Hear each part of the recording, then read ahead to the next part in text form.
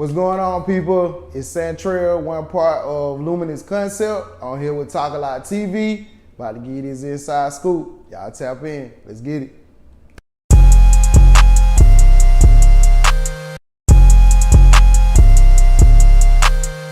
So I'm out here with Trail. Can I call you Trail? Yeah, more definitely. That's what everybody call me, Trail. Trail? Yeah, that's what everybody call me. Yeah, man, we here with Trail, man. You know, the CEO of Luminous Concepts. Facts.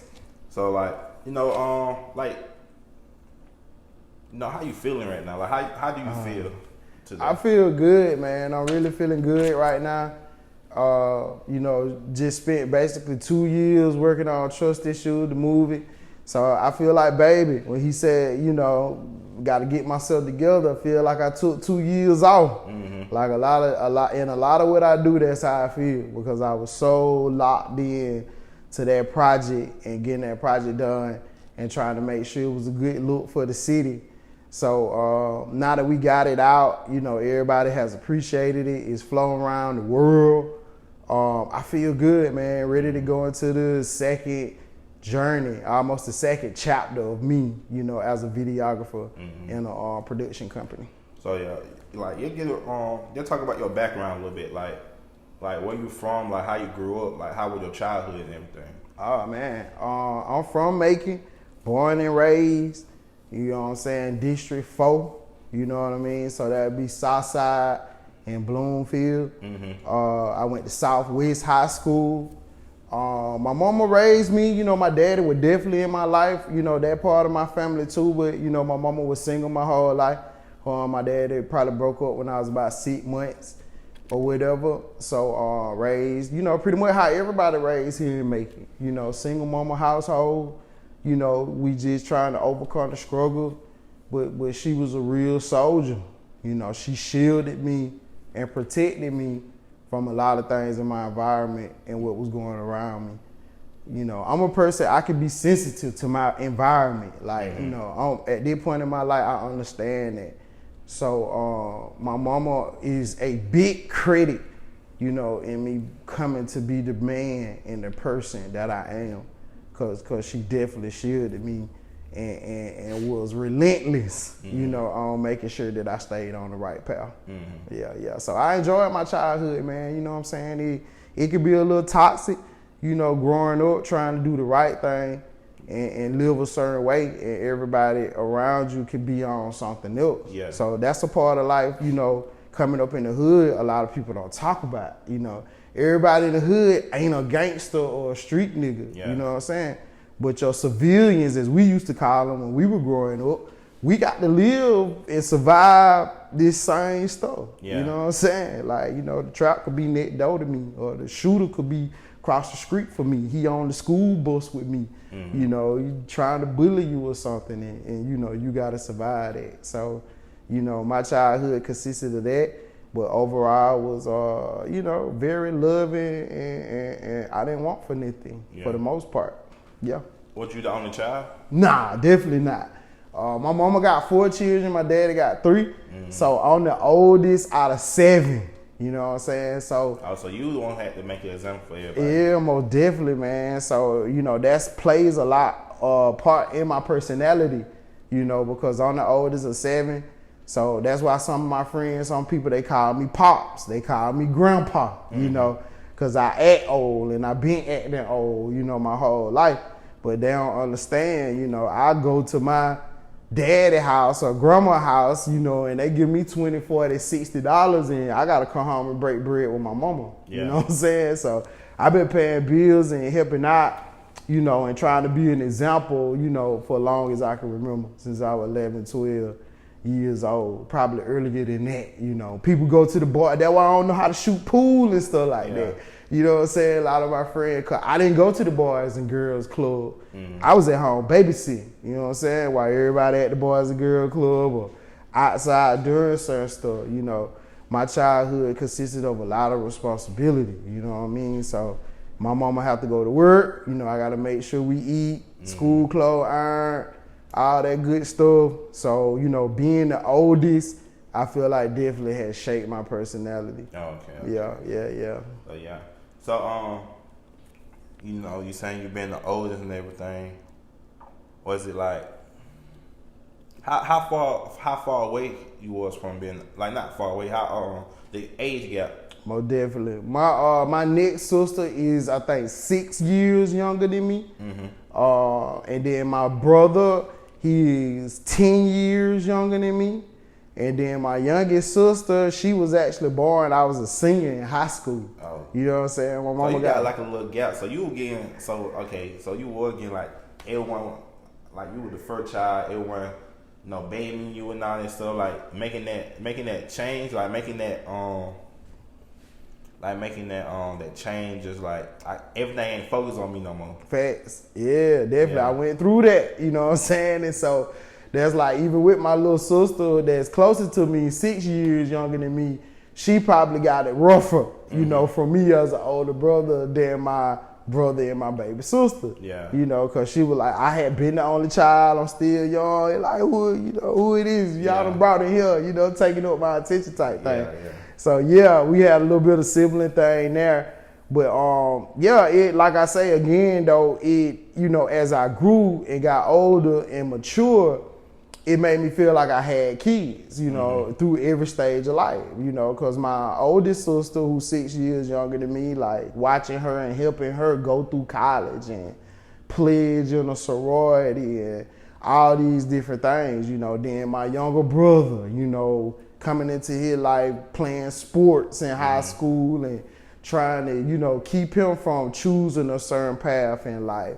And then my baby sister, you know, remember rocking her in my arms and her falling asleep on my chest and, you know, all this different stuff. And now she in college, you know what I'm saying, you know, 19, 20 years old. So I basically, you know, had a child, you know, help with them through every stage of life. Baby, you know, youth sports, high school, college. And, you know, now I'm just, you know, looking for all of them to live productive adult lives, you know, and I'm very proud of all of them, you know what I'm saying? They a lot cleaner, you know what I'm saying, than I was coming up, you know, so definitely proud of all of them. And so like you come from Bloomfield though, like what are some like if you could tell like a story that I'ma change your life, that, you know, I'ma could have made you go down that wrong path. Like what can you tell us, like share one of those stories for us? I know Bloomfield, like, you know, back in that time, Bloomfield was a lot tougher, like when everybody was claiming their hoods and stuff like that. Most definitely. Like I say again, my mama, first and foremost, deserve all the credit, you know, and that's my message to parents. You know, your kids gonna do whatever they gonna do, but if you lead them, guide them, and stay tough on them, they'll be all right, you know, because even when I wanted to rebel and stay out all night and do these different things, my mama gonna fuss every time. Okay, like, it don't matter. Like, it don't matter. Okay. Like, if I break curfew 3-4 times a week, she fussing, punishing me every time. Like, she was relentless. She stayed on me, did her job. And that really what kept me from doing, you know, everything that was probably bad. Because when you young, gang culture is cool. You know, it looks very appealing, you know, to be stacking and, you know, wearing the colors of everybody, you know what I'm saying? When we young growing up, that's what's cool to us, you know what I'm saying? And it takes for us to get old to realize, you know, how foolish some of this stuff, you know, really is, and people getting in trouble and getting killed, and that part of it that come with it. So just being in that environment, in that zip code, you know, watching people getting quoted and all that different stuff, you know, it was really just my mama, you know, that kept me from choosing that path. Cause I couldn't come home and be no gang member. You understand what I'm saying? Yeah. I was gonna have to hide that from my mama. You know what I mean? Yeah. Well, a lot of people could come in, you know, with the blue headband and the blue bandana and, you know, hide the pistol under their bed and all that stuff. Like, it wasn't going through, you know. I had condoms hid in my room, and my mama, I come home and she done found them. You know what I'm saying? But I know you ain't having no sex, you know what I'm saying? So I give all the credit to my mama. You feel me? I can't take nothing. And God, of course. Because on somebody, I'd have did everything around me. You know what I'm saying? Because it was appealing to me. You know what I mean? But my structure in my household, my mama, that's what kept me from, like you say, making certain decisions to go down a certain path. Because I knew that I was gonna have to answer to that lady. Yeah. You feel me? And then as I got older and mature, it became to be something different for me. I didn't want to disappoint her and embarrass her. You understand what I'm saying? So that's what a lot of people gotta understand. You know, your life, it don't become, you know, live for you. You know what I mean? Like, you know, you don't want to embarrass your family. You feel me? Or all the hard work. And my cousins and, you know, my family, they really from that. You understand what I'm saying? So they were the type, they ain't want you playing with it. You know what I'm saying? So if I go out here and do something goofy, that really make them look bad. You know what I'm saying? Like, man, we trying to keep you from that. You know, you don't got to do that. So, you know, why be out here playing and doing that type stuff, being goofy? So that's why, you know, I always grow to be so comfortable with myself and, you know, live the life that I live, and I don't have any influence to be something that I'm not. So, they get like, what made you like want to start doing what you do? Like being a filmmaker. For sure. Marketing, really. I'm a person that understands business. So I always understood the power of marketing, you know, getting your message out to people and how you can influence people, you know, through a camera and those messages.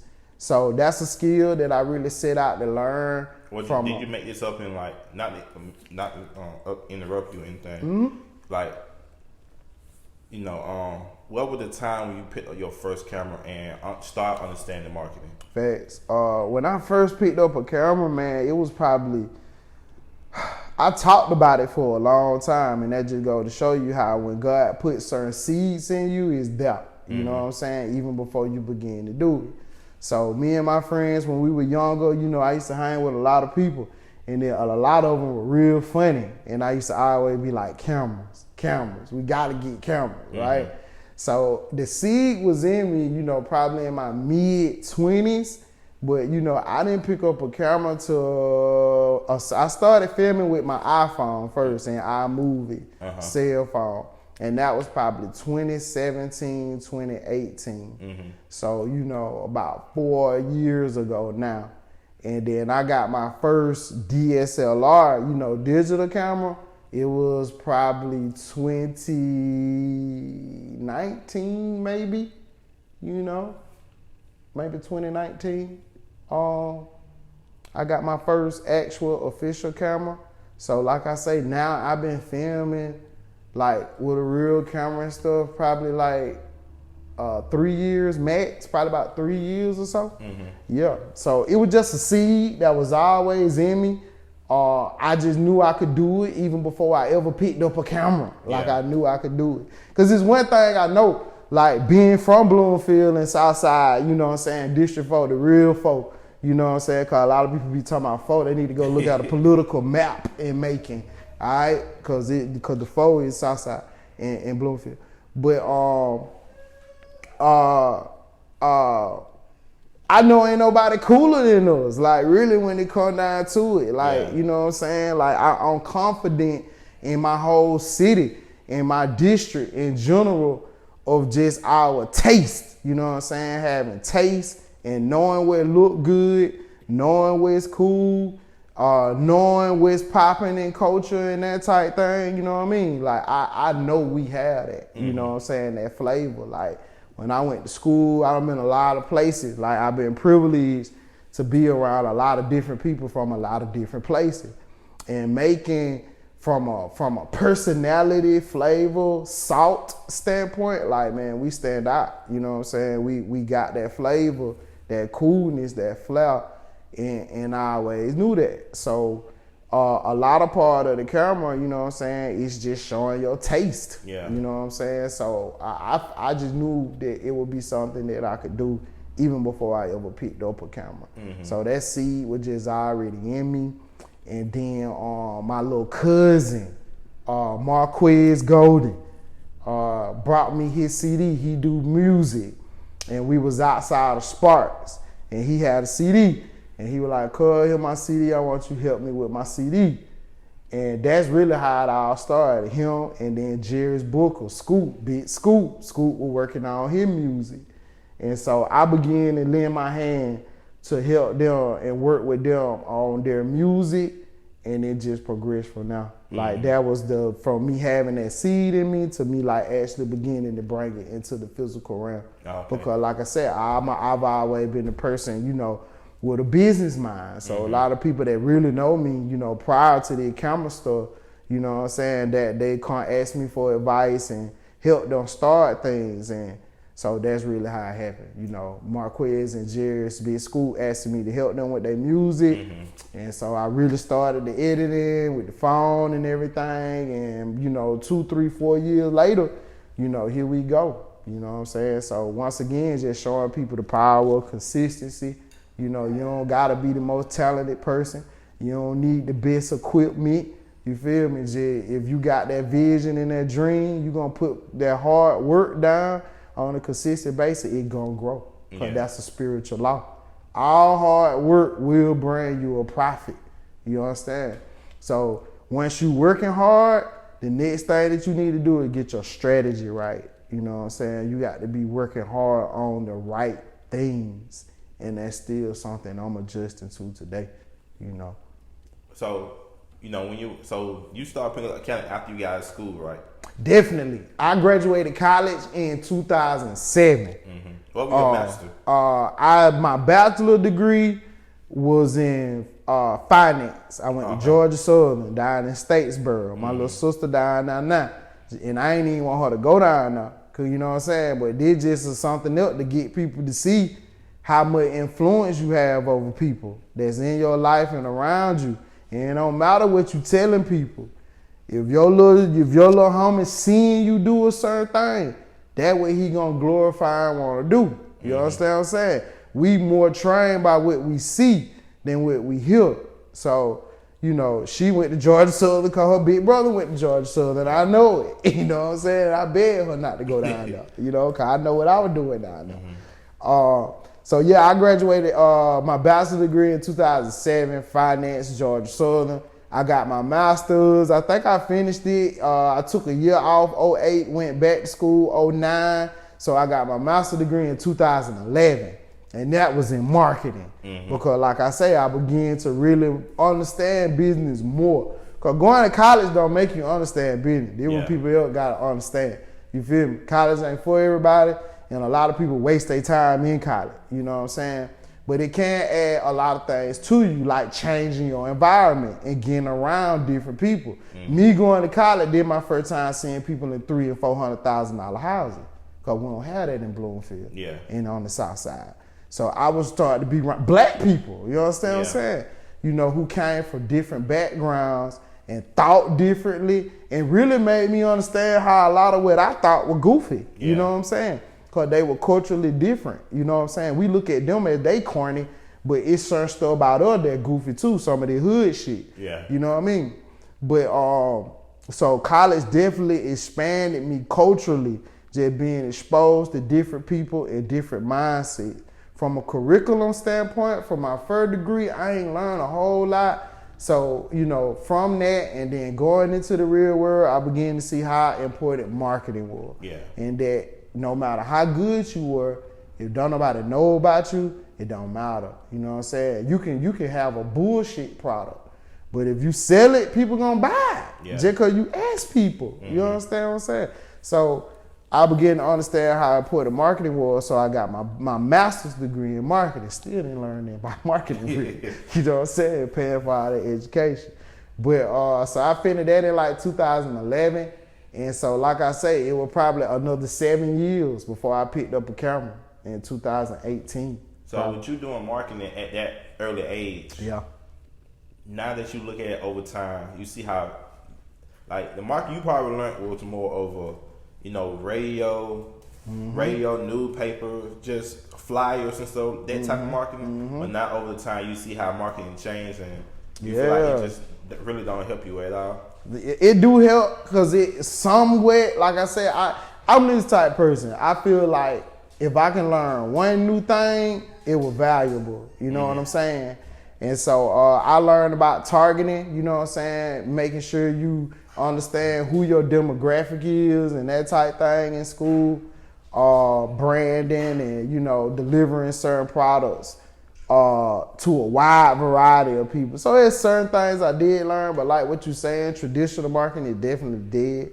Radio, TV, all that type thing. So digital marketing and social media, you know, I just learned that from experience, you know, and it actually started when in 2014, I was an accountant with the city of Macon.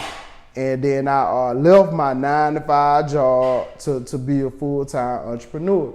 And so I had a friend, Mike. Mike was doing mobile detailing, and he was trying to leave his job at the same time, just show you how faith go. So we started doing business, the mobile detailing thing, and they used to be on Facebook. Like, I ain't no camera person, no social media. I'm born in 84, you know what I'm saying? So that really before my era. You know what I mean? Like, I look old, right? Like, the social media thing really not our era, even though some of us done took it over, right? So, you had to adapt. I had to adapt, because I'm like, put your picture out there and talk to people. I'm online. Like, what are y'all doing? And so when I first got on there, you know, a lot of stuff I saw, I just saw it really goofy. You know what I'm saying? So I used to joke with them and tell them, like, I'm the type of person I like to prove stuff to people. I could be that type of person. I like to challenge, that type thing. So I told Mike, I was like, man, y'all cracking out these jokes, doing all this crazy stuff with social media. I'm gonna show y'all how to make some money from it. Yeah. I'm like, we got all this access to people. You know what I'm saying? So let's sell our mobile detailing business, you know? So we started with little before and after pictures and little videos and stuff like that. And people can go check the timeline, the record, because I'm a person, I don't really delete nothing. Because, you know, it don't really mean that much to me. Because I can divide between online life and real life. Because I had a life like before online life. Like, this online life is new for me. You know what I'm saying? A lot of these people don't even know me till now. But, so that was my challenge, you know what I'm saying? Me boasting, really, like, man, let me show y'all how to pull some money out this thing. You know what I'm saying? And it started from there, you know what I'm saying? And we've been making money out social media ever since, you know what I'm saying? By having a product or a service to sell to people, you know what I mean? So, you know, that's why, like I said, a lot of time I'm the only person in the room getting paid, you know what I mean? But I try to bring that to everybody. Like, you know, let's have some revenue involved some type of way with everything we're doing. And like, that one thing I feel like with, you know, us being black people and stuff like that, like, people don't be want to put their money into stuff that they, you know, if it not guarantee, you know,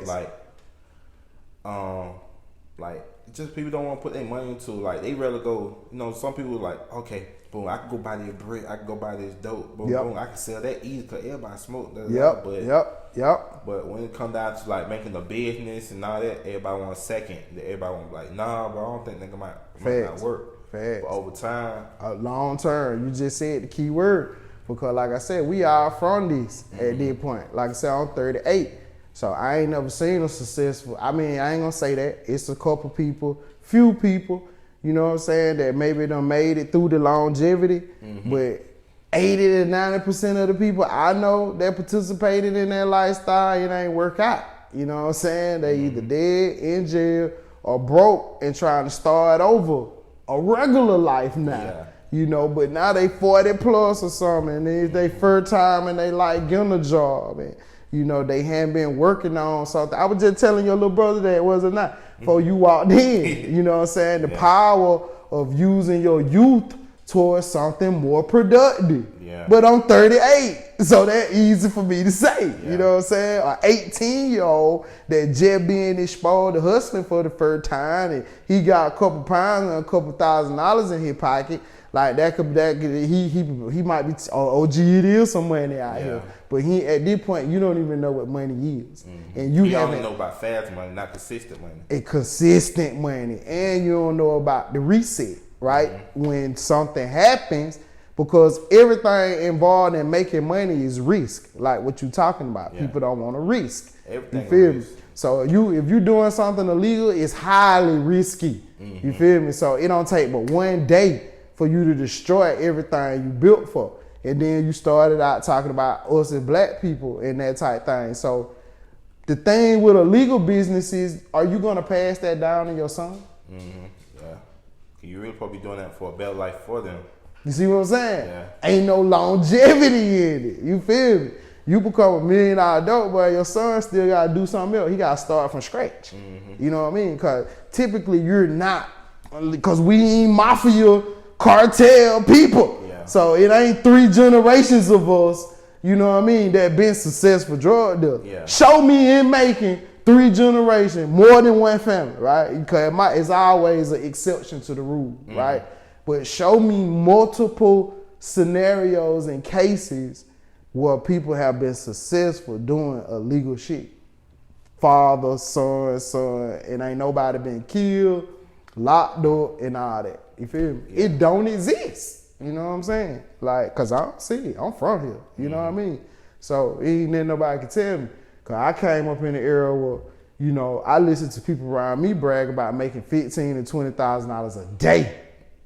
You understand? Oh, yeah. That's the dope game that we heard about. Like this stuff these folks talking about, nah, you might as well get a job and get that kind of money. You feel me? These people were risking their life for $15,000, $20,000 a day, throwing money out the window. You feel me? That era over with. Yeah. You know what I mean? And most of the people from that era, they don't have nothing to show for it. You know what I'm saying? And I could give several cases, but you know. So yeah, risk is definitely has to be taken in business. Anything with money involves risk. So now you just gotta ask yourself how much risk you want to take. Yeah. You know what I mean? But yeah, you gotta be a risk taker, and you don't want to be a stupid risk taker. Like we call that crashing out. Yeah. You know what I'm saying? You don't want to crash out for a little bit of money. Exactly. You know what I mean? You running up in a store, robbing the store for $1,000. You committing a 15-year crime for $1,000. That's not smart. Yeah. You know what I mean? Like, so you gonna commit a 15, 20-year crime, that motherfucker need to be like $1 million. Exactly. So you need to break that down. Like, okay, if I get caught, you need to do something to make it worth 15 years of your life if you get caught. So we got to just slow down, be patient, and do the math. You got to do your numbers, you feel me? Because a lot of this stuff we be doing, it don't make no sense. Mm-hmm. You know what I'm saying? No sense. But we ain't thinking. Yeah. And like I said, I ain't judging, because even with me having a proper raising and background, a lot of these things influenced me. And I did a lot of shit that didn't make sense when I was young. You know what I'm saying? I was 20 years old getting locked up, facing 4 felonies on my way going back to college. You know what I'm saying? Because we try to take that same culture, environment, lifestyle, you know, your environment will travel with you. That's what people got to understand too. It ain't just about where you live at. You can take that same shit somewhere else. Yeah. You know what I mean? So I understand it. You know, when you young, you know, you more likely to take risk, and you thinking a shorter term, like 20 years seems so far to you. And that's what I was telling your brother. Like, he 18, I'm 38. I was like, man, imagine what you could do in 20 years. Yeah. Like, if you start now and start working on something that you can have, right? Not something you got to quit in 4 or 5 years. You know, you've been hustling, and now you got to put that aside. You know, had kids, and you don't want to do that no more. Now you got to start over. Yeah, you see what I'm saying? Yeah, so, you know, 20 years go by so fast to the young people out there. So, you know, find your lane, you know, your hustle, your cash flow, you know, whatever it is, and stick to it, man. And that thing will pay you off, you know, because the quick stuff, it don't never really work out. Mm-hmm. So, if you can remember, what was your first camera like you ever bought? Yeah, my first camera, man, crazy story. Back to school, was, his camera had messed up. And he had his sister, Valerie Booker, his sister was having a wedding. And his main camera had messed up, man. So he had this little cameraman, and I'm big on presentation. Mm-hmm. Even though it was just his sister wedding, I'm like, man, we can't go in there with that little thing, man. So I went on Craigslist and went to searching, and I found this camera. It was a Sony. I don't even want to lie. You know, we still got the camera. My business partner, Rico, he got it though. But we still got that camera. But it was a little Sony camera, and that was my first camera, buying that camera. So we went a little extra amateur going into my homeboy sister wedding. She had booked him to film her wedding. So that was my first camera. And we still got that camera, man. Like I say, I like to keep a lot of that stuff, like my first gimbal, all of that. I feel like one day when I'm a fraction or maybe with Tyler Perry is, you know what I'm saying, that stuff will be worth something. Like somebody will want my first camera. Somebody will want my first gimbal. So yeah, that was my first camera. It went up to 720p. It didn't even have 1080, you know what I'm saying? And we just started from there, man. Like I say, just, you know, like I say, I think business, so I wasn't so hell-bent on the equipment at the time because I knew I had a learning curve to overcome. So I tried to let things just develop as they go. Yeah, and then with technology, just evolve over time, too. So you don't put all your money in one thing. Most definitely. Yeah. Big facts, bro. So yeah, I like to grow out of stuff. You know what I'm saying? Maximize that level and then grow, you know, to another piece of equipment and all that. So yeah, that was my first camera. My first real 4K camera was my Sony A7 III that I still shoot with today. And I think I got it in 2019. Yeah, it had to be 2019 because 2020 was COVID year. COVID year, we were working. So it had to be like 2019. I got my Sony, and from the first time I turned that Sony on, people been going crazy. You know what I'm saying? Like, I really feel like the images from that camera shaped a lot of images that we see today. You know what I'm saying? Because it looked different. It did. You know what I mean? From what, you know, was out in the marketplace at that particular point in time in our area. Yeah. Yeah. So, with that, when you had started up your company? 20, again, probably like the filming side, probably like I said, probably like 2019, 2018. You know I had what seen I mean? your first post was like 2018. You were working with that radio station. Yeah, that's why I say probably like 2018, you know what I'm saying? Definitely. Like 2018. Bank Dot Radio, shout out to Andreas, was probably like one of the first people to pay me, and he paid me when I had the camera before my Sony. You know what I'm saying? Like I said, all that was probably like 2018. You know what I mean? Right Vibe Radio, I did a lot of work with them early on. You know what I'm saying? So I'm just blessed, you know, to have my partner Rico with me. You know, to support me, give me ideas and creativity from the jump, you know, even when we were kiddie, you know, him just taking that time to believe that we could become what we are today and even more, you know, because we still just getting started. So just that support and opportunities from people early on, you know, even when I was just an amateur, like that would be it for me. And like, what do Luminous Concept mean? Oh like, yeah, that's a good question. That's a good question. I'm looking at I'm looking at names like Luminous Concept. Like, what does that mean? Like, yeah, that's a good question. So luminous mean light. You know what I'm saying? And so light mean knowledge. You know what I mean? So really, that's really the basis of it. It meaning bringing light to concepts. You know, like if you bring me a concept, then I brought it to life. Oh, so like you just bring my vision to life. Yep. Shit. Okay. Ultimately, that's what it means. You know what I'm saying? You know, bringing things to light. You know, but it don't have to always be somebody else's vision. It could just be me teaching a concept. Like we being luminous right now. You know what I'm saying? In the middle of the interview, I'm always trying to drop some jewel and, you know, speak to somebody that maybe, you know, hadn't reached a certain point. And then, you know, bring them up to speed. You feel me? Because that's really how I am. It ain't about me. You know, I ain't no competition type person. Because like I said, I was raised different, you know, so I'm very comfortable with myself. So, you know, I love to see everybody ball and grow. And then I can learn something from them. You know what I mean? Like if I teach you something and you learn and you take it somewhere else, then I see you 3 years later, I'm like, hey, how you get that opportunity? You know what I mean? You be inclined to help me because I showed you love. So that's how I really feel about it. It's just like this book right here. You know what I'm saying? Like, never eat alone. You feel me? Like, that's a real concept, right? Collaboration. You know what I'm saying? collaboration is a currency. You feel me? So like the more we help each other, it help you.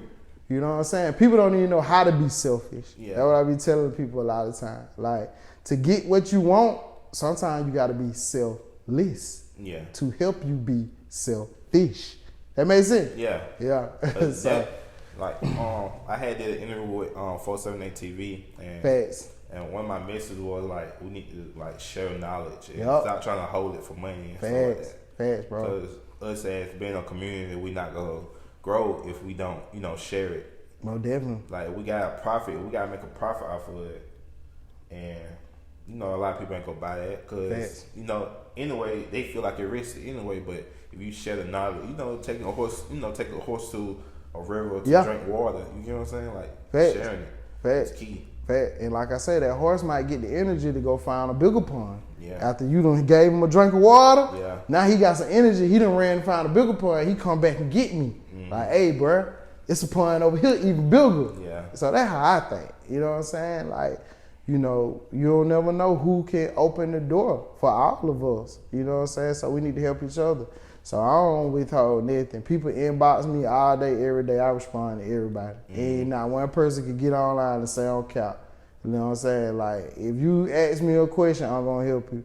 If you ask me to shadow me, I'm going to help you. It been so many people on my shoots, in our mobile detailing business, all that. You know what I'm saying? That we just willingly help because it's just, that's really how we were raised, coming from, stories or, grandparents taking one piece of meat and feeding the whole street. Mm-hmm. You know what I'm saying? So I just try to employ that same thing, you know what I'm saying? And then you don't never want to alienate yourself with people. That's the other thing, like reason you want to help people and share. Cause if you hoard everything, then the people will eat you. Mm-hmm. You know what I'm saying? So you want to try to not have the people looking at you like food. I feel that so much. Like a lot of people don't want to share it, even in here, in their town. Like, it's just some people I have issues with because like they be trying to hold stuff. Yeah. And I feel like older people be trying to hold their knowledge and don't give it to the young people. Yeah. But when the young people be up, they want to take a little bite of it. Fact. You know what I'm saying? Yeah, I agree with you. And that's why I say I try not to be like that. And I feel like most of that is just because people be insecure. Mm-hmm. So they in competition with you. You understand what I'm saying? So that's what I like me and your brother were talking for. You got in here. Like, I'm 38. So if he doing what I'm doing at 18, if I'm insecure, that'll make me feel a kind of way. You see what I'm saying? So I don't want to help him because if you doing what I'm doing, that gonna make me look like I ain't doing enough or what I'm doing ain't nothing. Yeah. You see what I'm saying? Because you 18. So I can have a bigger run on you because, you did it at a later age. A later age, you understand what I'm saying? So that's what people get caught up in their own insecurities, and that turns into competition with people in the industry who do the same thing you do, or people that's younger than you. You know what I mean? But when you really secure yourself, then you ain't gonna worry about that. You know what I'm saying? Because you gotta understand everybody's race different. You feel me? And part of your purpose, part of my purpose, could have been to help him do that at a quicker age. You feel me? So that could be success. Like, that's success. You know what I'm saying? For you to help somebody younger than you build a bigger company than you had. You feel me? That become part of your success. Mm-hmm. It's not all about treasures on earth. You know what I'm saying? You got to store up for yourself treasures in heaven. And that's what I really believe, and that's what I really live by. So when I'm doing good, I'm doing it not for other people. Really, I'm doing it for God first, because this is what I believe God wants from me and want from us. You know what I'm saying? So I'm always honest with people. You know what I'm saying? I don't love you that much. You feel me? But I love God. Yeah. So, and he tell me I gotta love you. And so that's how I'm trying to move. So you do so much. Like, you do music video, commercial, sport, short films. Cause I remember I had watched that Snap. Yeah. Snap and Breathe. I was like, okay, he put in some like little short film and I'm talking about Facts. this nigga did my money like what you took from him. I was like, okay, like I feel like music videos don't have that, and I feel like you got like an old style. Yeah. You got like an old style, like new age music video. They don't have they just fast paced. Yeah, a lot of editing. Yeah. And I don't even like the film or edit like that. You know what I'm saying? So like you said, my style is really old school. So I appreciate you even being able to acknowledge and see that. Cause that's what I came up looking at. Yeah. So that's what I'm influenced by. Versus if your brother was to get into camera work, he ain't never seen that. All he done seen is the screen jump and turn and graphics and people glow. You know what I mean? But when we came up, videos had a storyline, you know, and the locations and wardrobes and, you know, everything was so thought out, you know, so that's really my style and what I mimic. That's what I was influenced by. Do that, like, I feel like with you, with that style, and stuff like that, I feel like that more of that. Why do you think a lot of newer people will come to you? Cause you know they want that, you know, heavily edited, fast paced and stuff like that. No storyline. Yeah. I don't have a whole lot of just very young artists come to me. I don't. It is song. I can think like DJ. You know, I did a lot of work with DJ. When he was first coming up in music, and like we would talk about with Drip Goo, you know, I did a lot of work with Drip, and then I haven't filmed for Trey Baby yet, but Trey Baby has hit me up a few times. We have a relationship. We familiar with each other, but other than that, I don't have a whole lot of younger artists come to me for a music video. So, you know, maybe they don't like that style, you know what I'm saying? Or if they don't know about me, but you know, I don't know. I just try to stay true to what I do in my art, and I try to keep it authentic, you know what I'm saying? Like an original. So if I see something, I don't want to do it. You know what I mean? Like that's like how people use the box effects and everybody little cuts and jumps and speed ramps and all that. Like, if I done seen that in every video, that me, I'm the type person, it made me not want to do it. You know what I'm saying? But that's what people like. You know, and it do look good. You know what I mean? So no knock on it. But I'm a person, I like to be authentic. Every video I shoot, I aim for it to be a one of one. You know what I'm saying? Like, ain't nothing else that I like it. You ain't even never really seen me shoot nothing comparable to what you got. So like every project I shoot, I aim for it to be like a one-on-one. You know what I'm saying? Is that moment, how I felt, how the artist felt, their ideas, their project. You can't look at my whole portfolio and say, oh, it all look the same. All the same concept. One, two looks, and you know what I mean? So, you know, I just try to keep it as authentic as possible. Yeah. And I know you do a lot of work with Goody. Yeah, shout out to Goody Supreme, man. Y'all go cop that Dream Need Love 2 album and Family Tree, you know what I'm saying? Go cop that, you know, most definitely. Yeah, I feel like, you know, Family Tree do a lot of conscious rap, like from in the Macon area and stuff like that. So like, with that being your style and them being a little older, I feel like, that's, you know, y'all locked in. Yeah, we locked in, definitely. So yeah, the only artists I really do a lot of work with, add Billy Slum, you know what I'm saying? Add Billy Slum in there.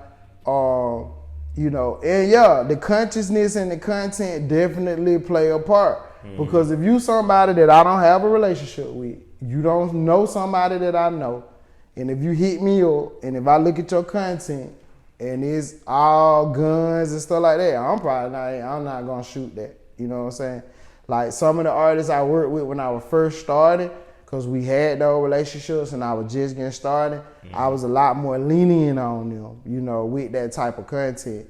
But again, luminous mean light, you know what I'm saying? So we ain't trying to be in the darkness, you feel me? Like entertainment has affected our people, you know, a whole lot. Ain't then nobody can say, you feel me? Like I say, I was affected by entertainment, you know. I came up in the BMF Jeezy era, and we all wanted to find a plug and get a Lamborghini, you know, and that's how we thought we could do it from looking at that, you feel me? So that's just like the kids now want to be shooters. When we were growing up, you wanted to be a dope boy, you feel me? It was about getting money, girls, and cars and clothes. Now it's about bodies. So people can't say you're not influenced by entertainment. Like when I was growing up, it was about baggy jeans. Man, we had t-shirt come down here, tall tees. Soldier what? Yeah. Come on, bro. Now where people are? Tight. Little tight pants. You understand what I'm saying? That's culture. You feel me? So you being influenced, we all being influenced. I remember when Girl Had a Girlfriend came out, T.I. and Young Dro. It was the easy time in the world to have a threesome. You feel me? Damn, I was out part of that era. My girl had a girlfriend, had everybody going crazy. You know what I'm saying? This the X-Pill generation and Miley's, all that. You know, when pills and all that were really a part of normal culture. You know what I'm saying? So I lived through that generation. I always been somebody that's conscious. You feel me? So I can see my own behavior and other people's behavior as we are influenced by whatever is trending and popular at that point in time. So I do my best to be conscious with my content, you know what I'm saying? And every artist I work with, you know, I'm always relaying that message, you know what I mean? So we all conscious of that, you know. And some people, because I have some relationship with and they've been with me for so long, I'm a little bit more lenient. But if you new, you don't got a chance. You know what I'm saying? Ain't gonna be no guns, no 15 choppers on the porch in a Luminous Concept video and a pound of weed. Not happening. You know what I'm saying? Now, like I said, you somebody I've been working with and I've been talking to you about this, I might let you slide a little bit. But nah, we ain't trying to shoot that type content and show that to our children, you know what I'm saying, and people for them to be influenced by this. Your hands are not clean. I'm guilty. I even had, man, I'm telling you, man, one of my homeboys, one of my best friends, bro, I grew up with, one of my brothers, got mad at me one night, you know what I'm saying, and he called me, he was mad, and he was like, oh, nigga, you know, you might not ever sold no dope or shot or kill nobody, but you be filming that shit. You know what I'm saying? And I ain't argue with it. You know what I mean? Because I take responsibility for projects that I participated in that have not been the most, you know, light or positive. You know what I'm saying? But my point of saying that is us as engineers and music, camera people, just because it ain't our idea, if we help these people bring these messages to the world, then we just as guilty. You know what I'm saying? It's just like I done killed 4 people. If I'm gonna film for a nigga, talk about 4 bodies he got, and then I'm gonna bring the body out the trunk and, you know, all this and show that image. You feel me? It's just like I committed that murder in my eyes. You just said something that, you know, you familiar with DJ Academics? Definitely, yeah. Do you know what he came off of? Like he came up off of the war in Chirac? The war in Chirac, reporting on the war in Chirac, facts. You know, they have like a little argument that, you know, he caused, you know, killings because he reported something that and made it or boosted it to, you know, a higher part because, you know, people were like, nah, bro, this ain't how that went.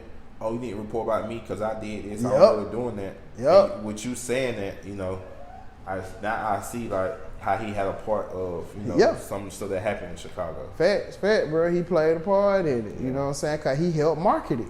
That's just like if you come to me and you're a company and I do a commercial for you, and then it's 100 people show up at your business. Like, hey, I saw that commercial. I want a honey bun now. You see what I'm saying? I'm a part of influencing them people that want honey buns. You see what I'm saying? And have anyone, you know, with you being good at marketing and you do commercials and stuff.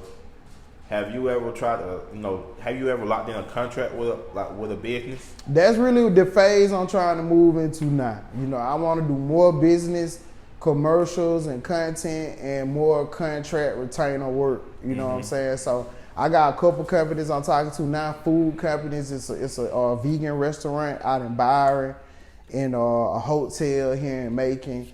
So doing the things that I'm trying to work on now, doing more commercials, more business content, more retainer work, you know. Because, you know, like I say, when I first started in 18, 19, it just took off so fast. And I had so many people around me, you know, that did music and entertainment. That's just what I got locked into.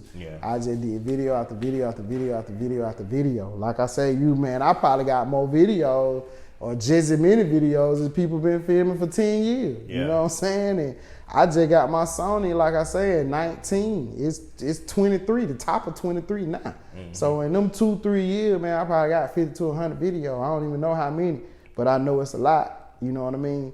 So that's kind of like my other advice to people up and coming in business and just getting started in things.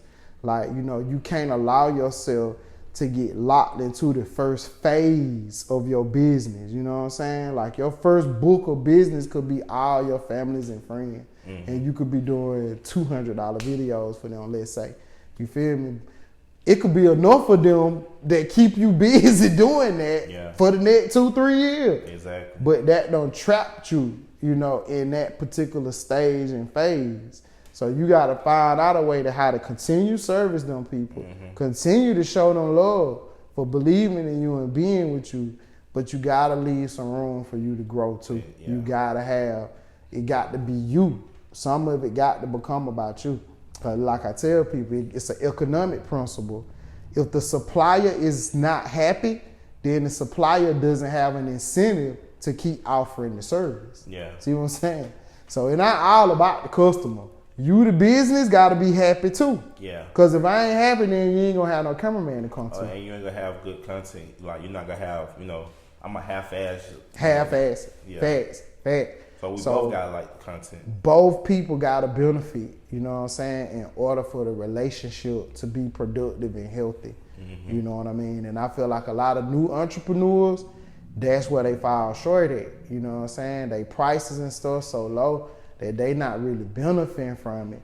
And so they not able to be consistent long enough to see that business grow to what they know it can be. Mm-hmm. You know what I'm saying? They kind of burn themselves out too quick. You feel me? So, you know, the business and the customer is important in the transaction. Both people got to be happy. Because if I ain't happy, then I don't have no reason to open my business in the morning. Mm-hmm. Now you don't got nowhere to get your camera work, you know, or breakfast or whatever it is. What is one of the music videos you did that gave you a big break? Oh, man, I feel like Family Tree is a vibe. You know, it's the first thing that come to my head. You know what I'm saying? It was the first video that I did that I feel like went, you know, viral, you know, at a certain level.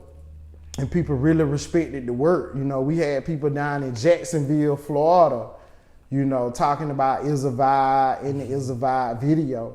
So that was definitely dope. Probably even before Family Tree, probably Drip Goo. Me and Drip Goo did Drug to Me. You know, it was like his R&B song, and he had a model in there.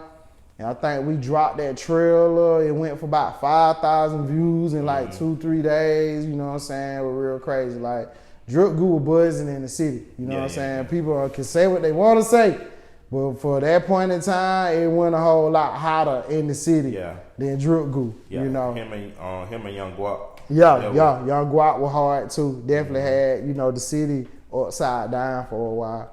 You know, shout out to Young Guap. I fuck with that hit stick to this day. Yeah. That video, that song, that shit just hard. So like, you film a lot of Drip Goo videos. You grind harder. Yep. Grind harder is hard as fuck. That's one of my favorite Drip videos. Session 8. You know, Session 8 baby was hard. I feel like I could have did that video a little better, you know what I'm saying? But it's such a hard song. I love that song. Mm-hmm. Yeah. Street Anthem, you know what I'm saying? That was a people favorite. Ones, people fuck with that. You know, but like I say, from a production standpoint, from my standpoint in the camera, I feel like Grind Harder, Drug to Me, you know, and probably Street Anthem, you know what I'm saying? Them three of Drip Goo, probably the harder videos that I had a chance to film. Yeah, most definitely. So, you know, those videos with Drip, you know, Is a Vibe and the movement with the Family Tree. And then later after that, Keep It Moving Records and Stash Global with T-Mon Yondula, you know what I'm saying? My baby girl. When she did the video with Young Dro. I don't know if you seen that one. Yeah, I seen it. That was my first time filming like an industry artist You know what I'm saying? Having like 6, 7 models, top models. These the girls from Lil Baby video, Future video. Like you go look at that video, those models, them the same models. So, and that video was really hard, man, because my homeboy, man, that own Keep It Moving Records, his partner got a club in Atlanta, and the club wasn't really finished. So, you know what I'm saying? They brought me in there. It was like a construction site, believe it or not. Like that club, it looked like a construction site. So I walk in there and I damn near turned into like the flaming, you know, fashion person. I'm like, oh my God, y'all got me in here. Like, what am I supposed to do with this? Like, but we made it work, man. And you know what I'm saying? Young Dro, you know, he had some things going at that point in time. So, you know, he was really good on set and stuff, appreciate it. But, you know, he gave me a hard time about a couple things. So, you know, it was a very hard shoot for me. So to this day, I have to look at the video and just try to appreciate it because I wanted it to be so much more. But if people understood the conditions we were under shooting that video, then they'd be like, how did you pull that off? You know? How did the you know, that request come to you though? Like, what relation you had? Facts. It's all about relationships. So Rashad, the owner of Keep It Moving Records, I detail his 18-wheeler truck. He owns a trucking company. And so that's how we knew each other. And his nephew, Stash God Day, you know, shout out to Day, got so many albums. Y'all just go check him out, Stash God Day. He was doing music, and so he had asked Rashad to help him with his music, just like my little cousin had asked me to help him with his music. And he had a song called Trap Talk, you know what I'm saying? So Trap Talk was our first video we did with Stash God Day. It's a skit in there too.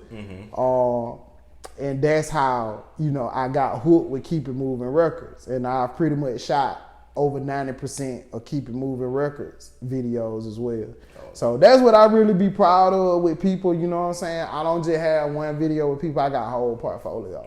Like, me and Drip Goo got a whole portfolio. Like, we shot probably 13 videos in 1 year. You know what I'm saying? Drip, very hard worker, very consistent. So, you know, me and Drip will be shooting every 2-3 weeks, or at least once a month. You know, and it wasn't no bullshit content. It was pretty decent, especially for him to jab. Me and Drip was starting at the same time, actually. Drip Goo's first music video is his first video and mine. A lot of people don't even know that. The video with him in space, you know, it was dripping like a fool. I can never lose. These nigga mad, you know. That's on his first mixtape, the Drip Goo intro. You know what I'm saying? So that was like my first video I had ever shot. Like Drip and Lil DJ, TLL DJ. You know what I'm saying? Check him out too. He hard too.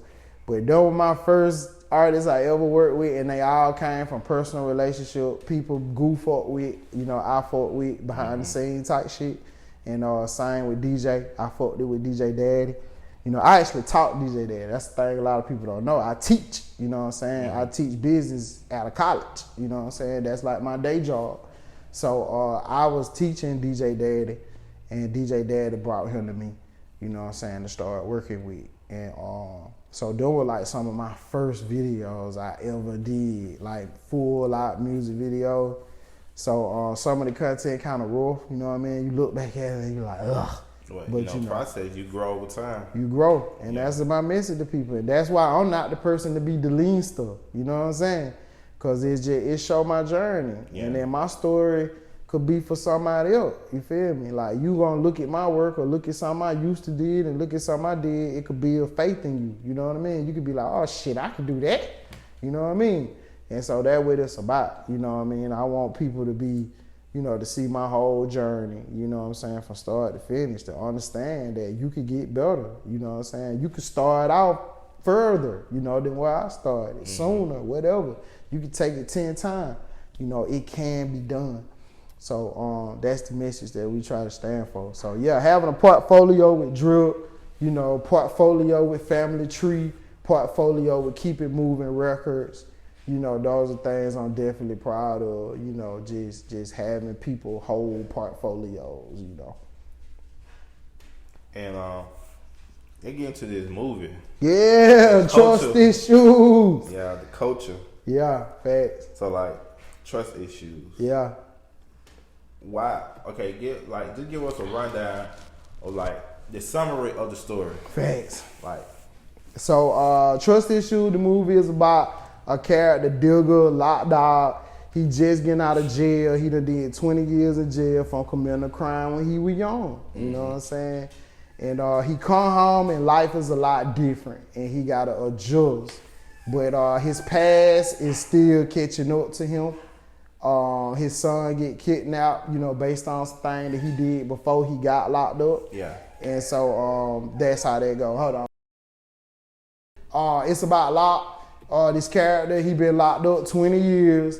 And he gets out and his son is kidnapped, based on some thing that he did to get locked up, how your past can catch up to you. So the movie is really about that, it's about how your decisions affect your whole family, you know what I'm saying? And how you as the older person, you can pass things down to the younger generation and you keep this cycle going. So it's a movie about choices. It's a movie about choosing your family and your son over anything else. You know what I'm saying? So ultimately, for me, that's what the movie is about. Yeah. So when you went about casting, like how you pick some of these people? Cause I see that you got a few, making well-known people, legends, like Yes. Dang, I can't remember his name. I mean, you got Lock Dog in there, Yep, Lock Dog, B Jizzle. Shout out to both of them. Shout out to Lock, shout out to Jizzle. You got Billy Pound in there. Yep, that Jizzle. You got Billy Snap. Pound. You Snap. got Ray. Yep, Ray in there, featured, yep. Yeah. Who else?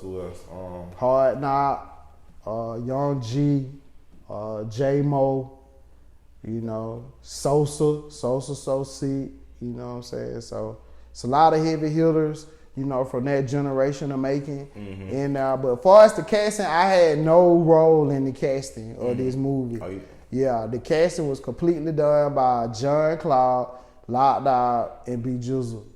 So I didn't do no casting. With this movie, the way that we did this movie, I did not show up until it was time to film. Everything pre-game, I ain't have no part in it. Writing the movie, casting the movie, choosing the locations, I didn't do none of that. I showed up when it was time to film. For real, they don't want to get your opinion on. I just didn't have time. They were asking, but the thing about filming, as I'm pretty sure like editing can consume you. It can take so much of your time. So when you busy, you shoot 2-3 projects a week. I just have to stay locked in, you know what I'm saying, to keep my work, coming out at a certain time. Cause that's another thing I like to pride myself in, getting people their projects back, in a maximum of 2 to 3 weeks. I ain't trying to have people waiting on projects 2 and 3 months. So, I like to have a fast turnaround time. So in order for me to do that, I have to stay focused. You know what I'm saying? And the way my mind works, I be tunnel vision. Like I don't work on nothing else until I'm finished with what I'm doing. You know what I'm saying? I'm singular focused to a flaw. You know what I mean? Like it's hard for me to multitask and jump around. I need to work on this, get it done, then we can move on. Yeah. So I didn't participate in any of the pre-production and trust issues. Oh, okay, and I learned from that. I never do that again. And you shot it all by yourself? I shot it all by myself. My business partner helped me, Ricardo. Like I said, shout out to Ricardo Kennedy, other half of Luminous Concepts, bring a lot to the table when it comes to the company. So he helped with a lot of scenes, but for the most part, on the main camera, operator, and editor, you know what I'm saying? So yeah, in one aspect, I shot it by myself, and then in a lot of aspects, I didn't shoot it by myself, you know what I'm saying? Because people creativity and input, it means so much, you know what I'm saying? Like, the camera editing is one thing, but like I say again, taste, and ideas is priceless. So everybody on the set really played a part into that movie, you know what I'm saying? Giving ideas in the moment. We basically freestyled it. Like 80% of that movie probably just a straight freestyle. Yeah, cause I was looking, I looked at the movie. I'm big on like, you know, the cinematics and stuff. I can tell, like, you know, you at this part and y'all in this part. Yeah. Cause you know when y'all at the barbershop, boom, and then y'all at Guap, you know, at the motel. And Yeah. Keeping knowledge. Yeah. It was like jumping around. Yeah. But the movie got a good rating. Like it's all, you know, it's a 7.9 out of 10. I'm like, well, they're real good. Yeah. You know? Yeah. I'm like, and it's kind of like an old school movie too. Like I see, I think that definitely, like I say, with John Cloud and Locke and everybody, that's what they were shooting for with this movie, to try to, you know, talk about the old making, because the movie is centered around Locked Out, you know, and he had been locked up 20 years. So that's kind of like how it was supposed to aim to be, to kind of, you know, tell the story and give you the culture, you know, of the old making.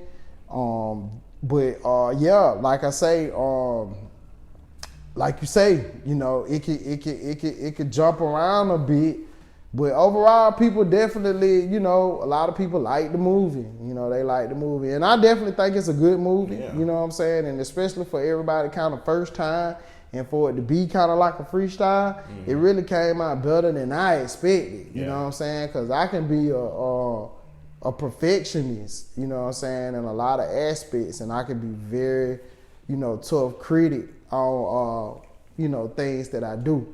So, like I said, for the most part, me understanding how it was done and everything, like, I'm satisfied with it, and I definitely appreciate. I know that thing was about to kill your computer. Man, that thing is a mean one. I got a good computer, you know what I'm saying, because it handle, you know, hours and hours of editing 4K footage. You know what I'm saying? So, yeah, definitely, man. It took me we started filming in January.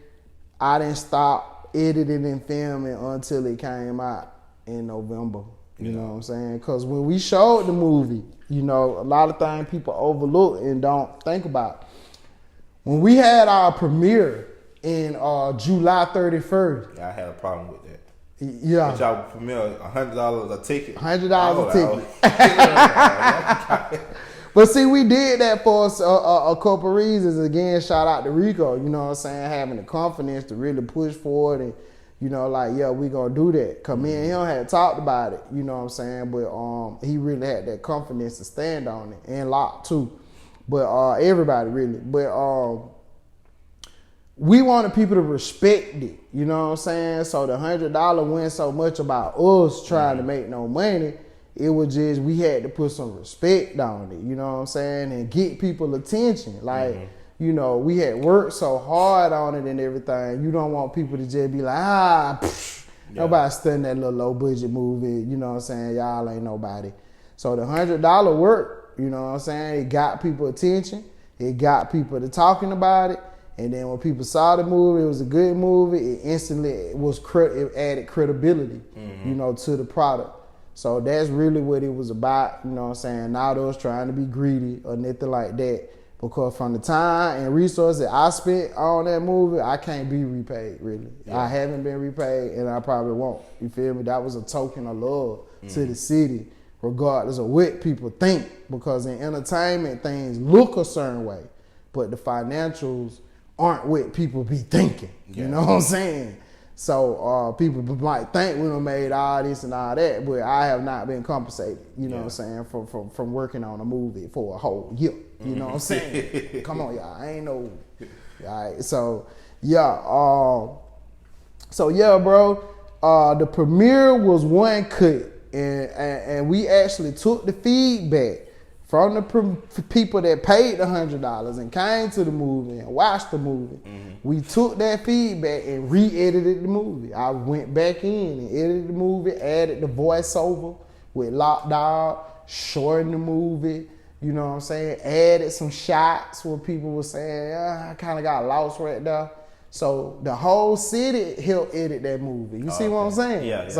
That's why I say I don't take credit for it. You know what I'm saying? Because, you know, not only my team, Ricardo, Locke, Jizzle, you know, John Cloud played a part behind scenes editing and helping to edit and give ideas.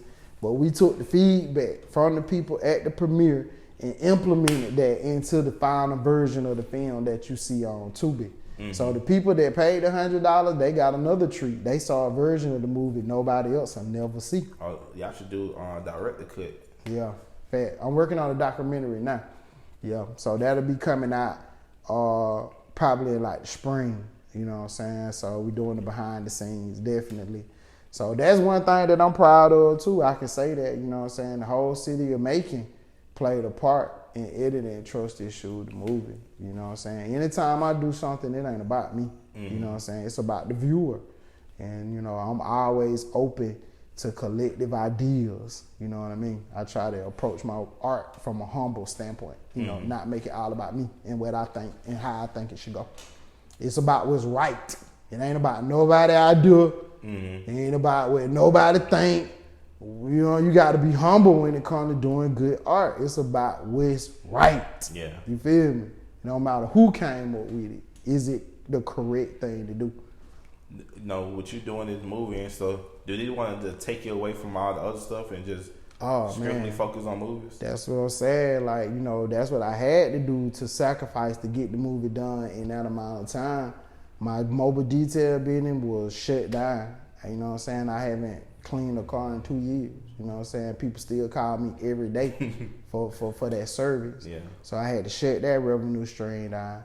I didn't teach full time. And then for a part, I didn't teach at all. You know what I'm saying? So I definitely was only focused on the movie. That's why I was saying opening up. I felt like, baby, I took 2 years out. I gotta get my swag back. I put on weight, you know what I'm saying? Sitting at that computer all day, every day, and eating fast food and drinking a bottle of Bel Air every other day. Oh, no, you're a Bel Air boy? You know what I'm saying? I love Bel Air. I stopped drinking it though, you know what I'm saying? Because I'm trying to get my health back in line. You feel me?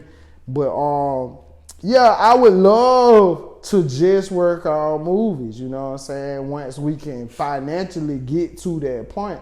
But yeah, I would love to come out and work 6-7 months and then take the next 4-5 months off. You know what I'm saying? And do a movie every year and that pay the bills and pay everybody that was involved.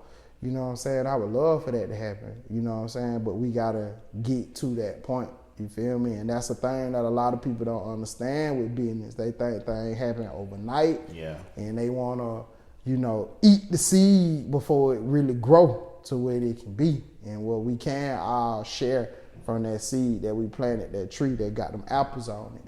You know, so yeah, good question. I would love to do that. But at this point where I'm at in my career right now, you know what I'm saying, I have to do other things for cash flow. You know what I'm saying? To maintain my, you know, lifestyle. So, at the moment, are you working on any other films?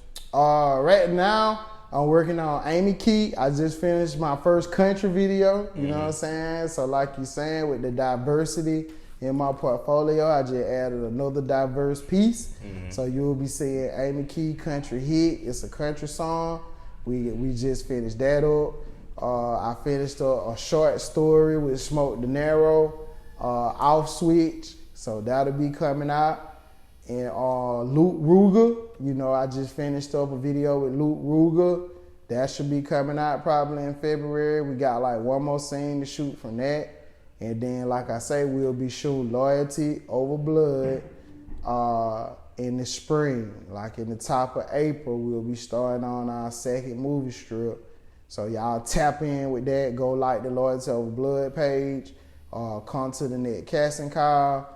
You know, I'll be starting to shift my focus, getting ready to do that second movie, you know, in the next few months. So that's what we're working on right now.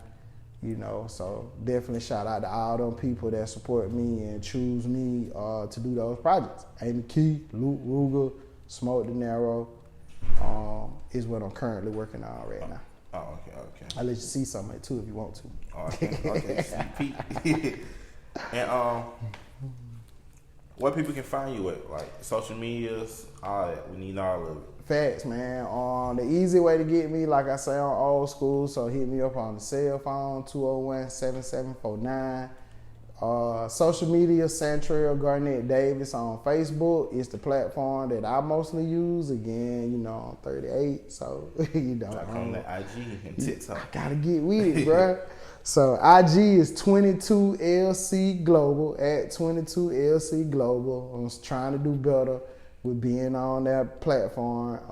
I don't think I even have a TikTok. I might got one signed up for it, never used it. So yeah, if you want to find me, hit me on the cell phone, 201-7749. Facebook is where I'm most active at, Santrell Garnett Davis. Instagram is at 22LC Global. You feel me? Or you can find my partner, Ricardo Kennedy, or if you know him, it's Salem Rico. That's what I call my Oh, you can't forget the shot big on Instagram, man. Oh yeah, definitely. That's it. 22LC Global. Oh, you know, yeah, that's the Luminous Concept page. You know what I'm saying? 22LC Global.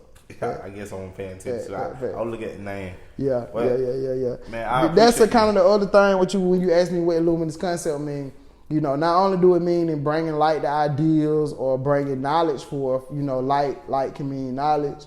But that logo, you know, LC, that particular logo, because we got more than one logo. We got the logo with the elephant, too. Yeah. So the elephant means tough skin. You know what I'm saying? When you in this business, you got to have tough skin, because people not going to like everything you do.